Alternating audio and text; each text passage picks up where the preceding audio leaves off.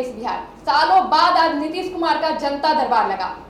जनता दरबार में कई सारे लोग अपने समस्याओं को लेकर आए और नीतीश कुमार ने भी उस सारे समस्याओं का समाधान बताया।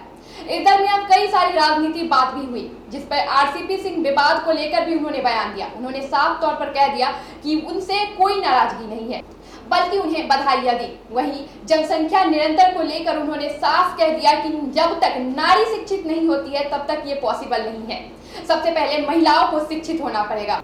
वही कॉमन सिविल कोड को लेकर जब उनसे सवाल किया गया तो उन्होंने साफ कह दिया कि जिस राज्य को जो करना है वो करे, लेकिन शराबबंदी पूरे देश में लागू होना चाहिए। आइए सुनाते हैं आपको नीतीश कुमार ने क्या कहा। तो आप क्या ये महसूस करते हैं कि भारत में ये समय आ गया है कि राष्ट्रीय स्तर पर जनसंख्या नियंत्रण के लिए एक ठोस कानून बनाया जाए या सिर्फ अवेयरनेस से ही काम चलाया जाए? आपका क्या विचार है? एक बात हम आपको बहुत साफ साफ कहें, जो राज्य जो करना चाहे अपना करे, लेकिन हमारा बहुत साफ साफ ओपिनियन, जनसंख्या नियंत्रण के लिए अगर आप सिर्फ कानून बना करके कोई उसका उपाय करेंगे, ये सभी ठीक से संभव नहीं है। आप जरा चाइना का पता कर लीजिए, 1 से 2 किया, अब 2 के बाद भी क्या हो रहा है, तो आप देख लीजिए स्थिति, कहीं भी किसी देश का हालचाल देख लीजिए। ये सबसे बड़ी चीज़ है कि जब महिलाएं पूरे तौर पर पढ़ी रहेंगी तो इतनी जागृति आती है, इतना कॉन्शसनेस होता है कि अपने आप प्रजनन दर घटेगा।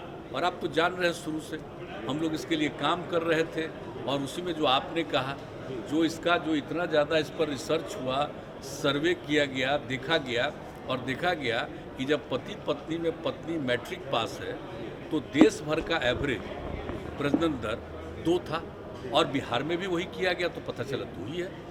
लेकिन अगर +2 तक पढ़ी हुई है, इंटर पास है, तो देश का उस समय आया 1.7 और बिहार का आया 1.6।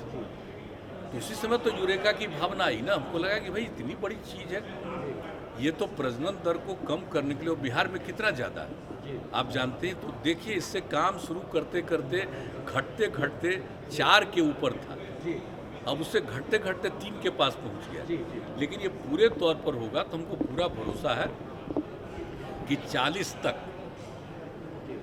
हमको जो लगता है, मेरा अपना व्यक्तिगत जो हम पूरा का पूरा करते हैं कि 2040 तक जरूर ये वृद्धि नहीं रहेगी और उसके बाद घटना शुरू होगी।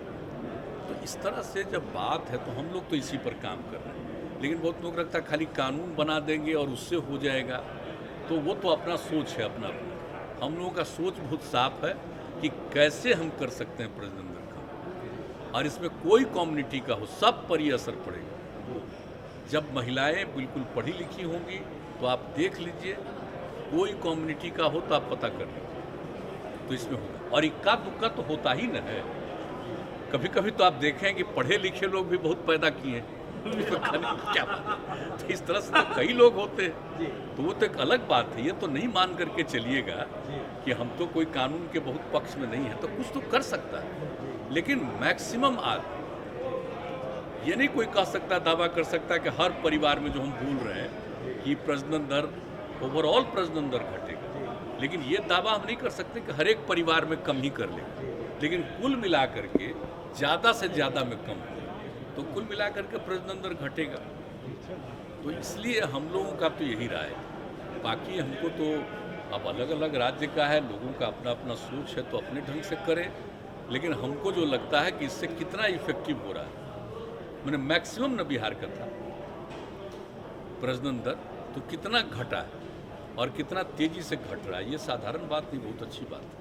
बाढ़ की स्थिति कुछ बिगड़ी? बाढ़ की स्थिति के लिए तो एकदम बिल्कुल तैयार है। जान रहे हम लोग 2006 से ही शुरू किया, 7-8 कौन साल में नहीं किया। और इस बार भी जरा सा भी था तो हम जा करके एक एक जगह देख करके हर कलेक्टर को करवा दिया कि देख लीजिए, नीचे से दूर से देखिएगा तो सब बात पता नहीं चलेगा। आप जानते हैं ना कितनी बार सारे डीएम्स को ऊपर से भी हम हेलीकॉप्टर भिजवा करके दिखवा लेते हैं कि कहीं कोई गांव ऐसा न हो जिसकी उपेक्षा हो सके, और पूरे तौर पर। और ये भी जो आपदा प्रबंधन है उसमें भी जो पिछले बार बात हुई थी, तो कई जगह ये पता चला कि अफेक्टेड लोग बार बार हमारे यहाँ भेजते थे तो रिपोर्ट उसका करा के कराते थे। तो इस बार भी कह दिया कि कोई अफेक्टेड आदमी छूटना नहीं चाहिए, उनको राहत देनी है। तो इसलिए ये सब हो रहा है, एकदम कॉन्शियस है। पूरे तौर पर देखा जाए, इसलिए हर तरह की सहायता दी जाए। एक अंतिम सवाल मुख्यमंत्री जी, दिल्ली हाई कोर्ट का हाल में ये ऑब्जर्वेशन है कि देश में अब समय आ गया है कि कॉमन सिविल कोड होना चाहिए, और सुप्रीम कोर्ट लगातार 1985 से कई बार यह कह चुका है सुप्रीम कोर्ट की ओर से कि देश में कॉमन सिविल कोड का समय आ गया है। आप क्या कहेंगे अभी? अच्छा, ये बताइए ना, कॉमन सिविल कोड किस नंबर पर है? 44 की बात हो रही है ना? जी जी 47 भी देख लीजिए, जी जो हम लोग नशाबंदी लागू किए हैं यहाँ, जी तो इसी तरह से और चीज़ पर भी ना ध्यान देना चाहिए, जी हर चीज़ पर तो ध्यान देना चाहिए। जी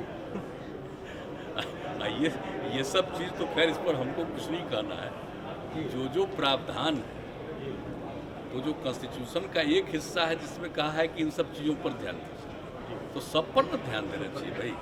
तो वहाँ से भी होना चाहिए कि पूरे तौर पर बिल्कुल शराबबंदी पूरे देश में हो, ये भी तो होना चाहिए। Thank you sir.